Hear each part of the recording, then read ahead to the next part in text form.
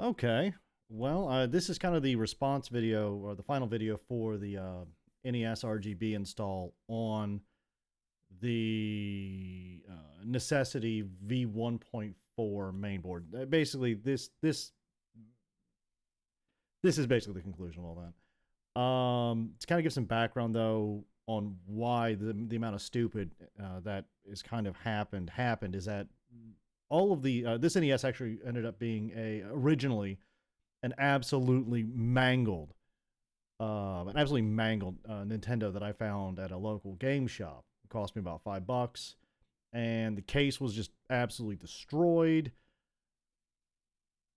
But for $5, well, I'd sit there. Maybe out of working. Maybe there's a working in Nintendo there because I couldn't test it out. It didn't come with a power adapter, and this store was kind of weird. Well, I won't name them.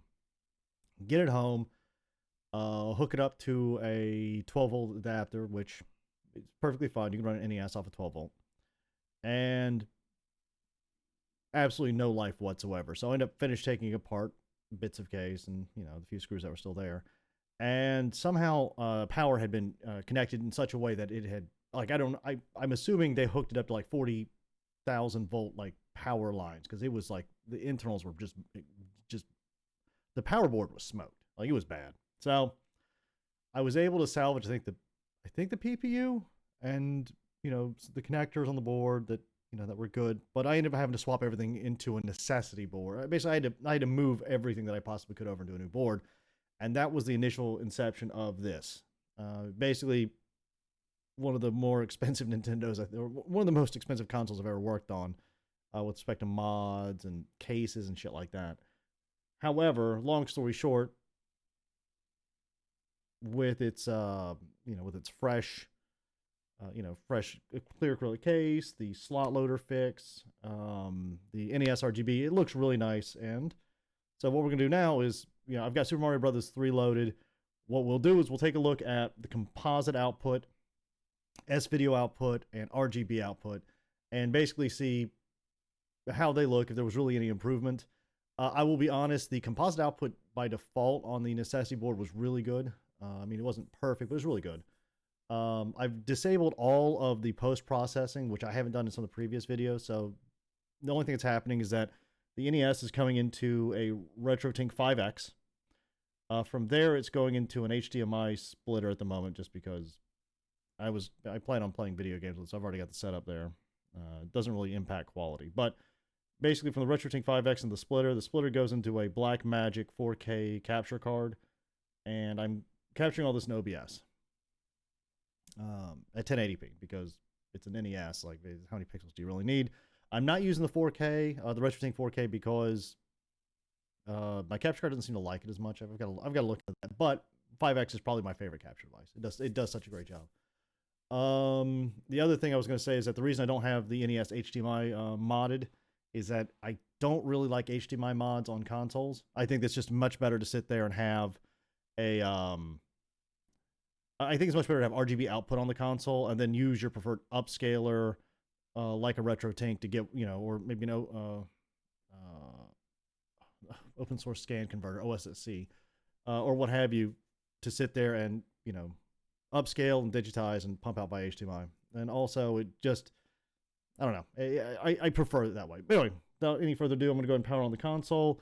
If you'll notice that on the RetroTink, I might be some, I think on fairly recent firmware, but the input is composite with that very bright blue screen, and let's see what happens.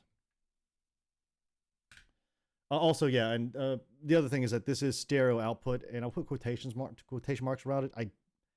It is stereo. I've done my best to balance the left and right channels. It's probably still a bit off, but whatever. Let's go.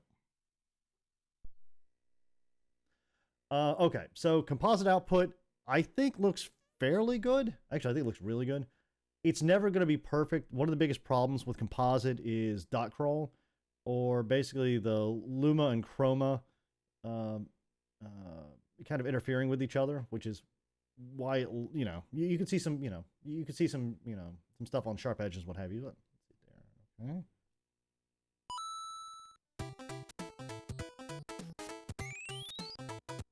I'm really hoping I have turn this down a little bit. I am really hoping, Actually, I'm going to turn this up just a little bit.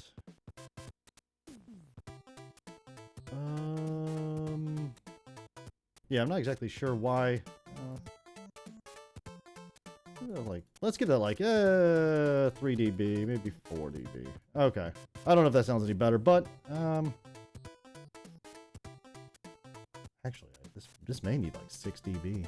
Okay, that's probably sound like crap. Doesn't really matter. I think that's good. I think we're fine. All right.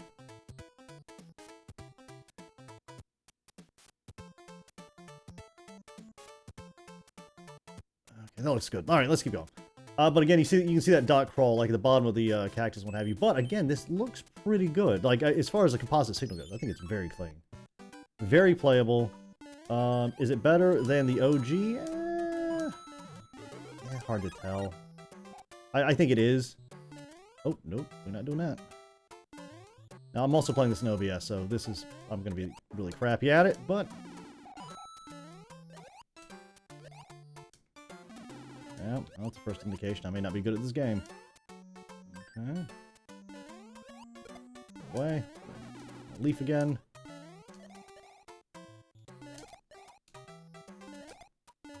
Still got that, though. Alright, looks good so far. I couldn't even get a star. You could tell how much delay there is. Anyway, it doesn't really matter. I think it looks really good. It's still soft, but it's composite. Like, there's nothing you're really going to do about it. So I'm going to go turn it off real fast, and then I'm going to I'm going to hook it up by S-Video, and we'll see how this cleans up.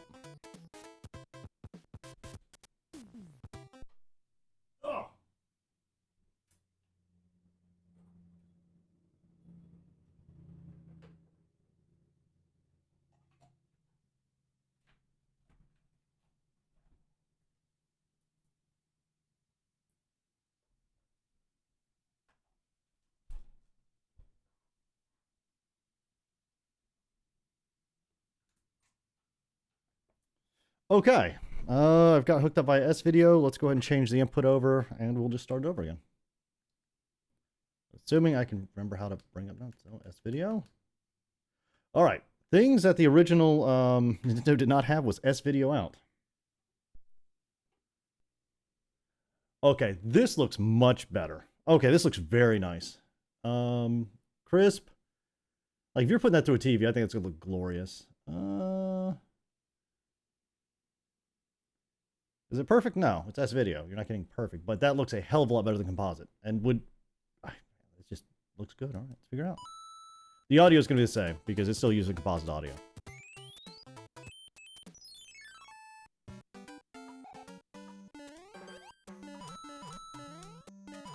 One of the things I did have to fix, and this will be, hopefully it'll still be good. I did have to fix the red channel for RGB output, which we'll be testing next. Oh, look at that. Oh, I am a gaming god. Give me that life.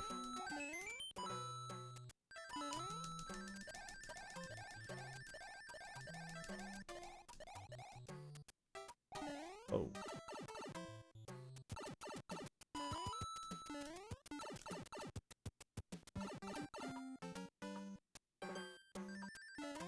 Hey, I got a star. Honestly, S-Video always looks better than composite for the most part. Well, it's done right. You notice there's no more dot crawl. There's a little bit of something else going on here, but overall, I think it looks really good. And I think if I tune the RetroTink 5X, but I can make that look just sharp as hell. But really, it's more of a comparison of what the NESRGB gets you if you have a good upscaler, and you're not really trying to really mess with stuff. I do not know which palette I have selected, but on the NESRGB, but I think it looks pretty good. All right. But yeah, the dot crawl beneath the what's it? Bushes? Not cactus. They're bushes, but I think it looks pretty good. All right, now I'm gonna sit there and swap over to I'm gonna go RGB out to Euroscart. So, assuming I hooked up everything right, and I'm pretty sure I did. Otherwise, I wouldn't record this video. Let's get that going.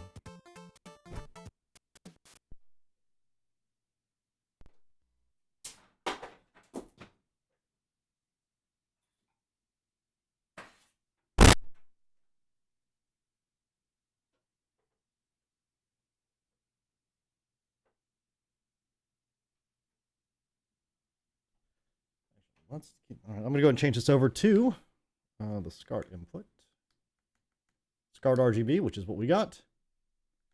And we should have, and also unplug the composite audio because audio is coming through the RGB connector. And then you get this, which I think looks absolutely gorgeous. I just like, I don't know how you like, I don't know how you can't say this doesn't look great. So but when I sat there initially, soldered everything to the NESRGB, I accidentally kind of messed up the solder joint for the red signal, and that was fun. Everything had a distinctly green hue. That is just... Again, you could use the RetroTink 5X to dial this in even better, but this is about as sharp as you're gonna get a it's about as sharp as you're gonna get an NES to look. And to be honest, it's more than playable. Technically, so it's composite.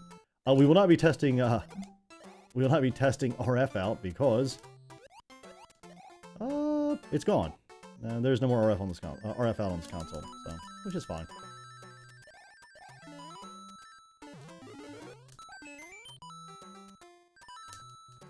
Wow, I messed that up. That's fine. I am really bad at this game, and did not think about that. Whatever. I didn't want those coins anyway.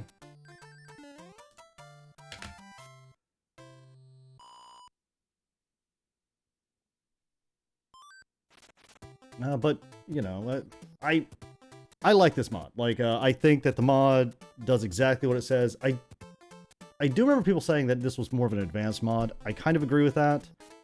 If you were installing this on a front loader and you don't have any experience with soldering, you're going to have a bad time. Most of it's going to be centered around desoldering the PPU and then having to sit there.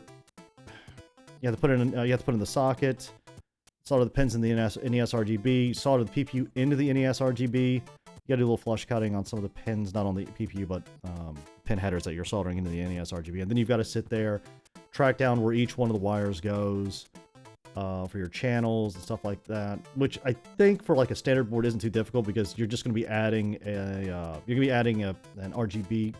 I think it's 9-pin.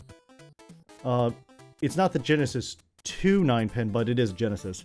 Or it isn't the Genesis 2 9-pin mini DEN, but it is a 9-pin mini. DEN is weird. Anyway, it comes with it. You saw your stuff in there, and I believe Retro Gaming Cables out of the UK, I think that's the name of the company, sells an RGB like an RGB SCART cable that you can use.